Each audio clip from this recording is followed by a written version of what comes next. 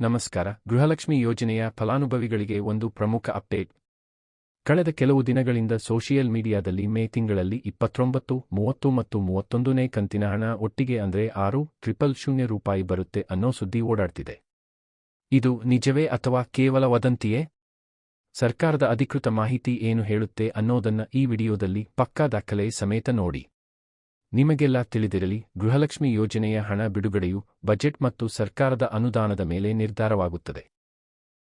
ಈ ಹಿಂದೆ ಕೆಲವು ಜಿಲ್ಲೆಗಳಲ್ಲಿ ಬಾಕಿ ಉಳಿದಿದ್ದ ಕಂತುಗಳನ್ನು ಒಟ್ಟಿಗೆ ಬಿಡುಗಡೆ ಮಾಡಿದ್ದ ಉದಾಹರಣೆಗಳಿವೆ.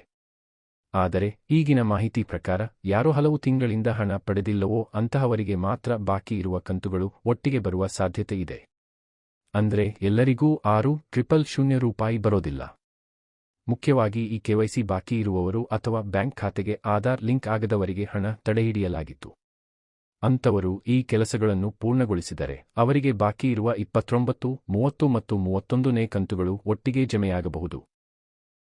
ಸರ್ಕಾರದ ಅಧಿಕೃತ ವೆಬ್ಸೈಟ್ ಅಥವಾ ಆಹಾರ್ ಪೋರ್ಟಲ್ನಲ್ಲಿ ಇದನ್ನು ನೀವು ಖಚಿತಪಡಿಸಿಕೊಳ್ಳಬಹುದು. ಸುಳ್ಳು ಸುದ್ದಿಗಳನ್ನ ನಂಬಬೇಡಿ. ನಿಮ್ಮ ಸ್ಟೇಟಸ್ ಅನ್ನ ಅಧಿಕೃತವಾಗಿ ಸರ್ಕಾರದ ವೆಬ್ಸೈಟ್ನಲ್ಲಿ ನೀವೇ ಚೆಕ್ ಮಾಡಿ. ನಿಮ್ಮ ಖಾತೆಗೆ ಕೊನೆಯದಾಗಿ ಯಾವ ತಿಂಗಳ ಹಣ ಬಂದಿದೆ ಅನ್ನೋದನ್ನ ಕಮೆಂಟ್ ಮಾಡಿ ತಿಳಿಸಿ. ಅದನ್ನ ನೋಡಿ ನಿಮ್ಮ ಹಣ ಯಾವಾಗ ಬರುತ್ತೆ ಅಂತ ನಾವು ಅಂದಾಜಿಸಬಹುದು. ಇಂತಹ ಸತ್ಯವಾದ ಮಾಹಿತಿಗಾಗಿ ನಮ್ಮ ಚಾನೆಲ್ ಸಬ್ಸ್ಕ್ರೈಬ್ ಮಾಡಿ.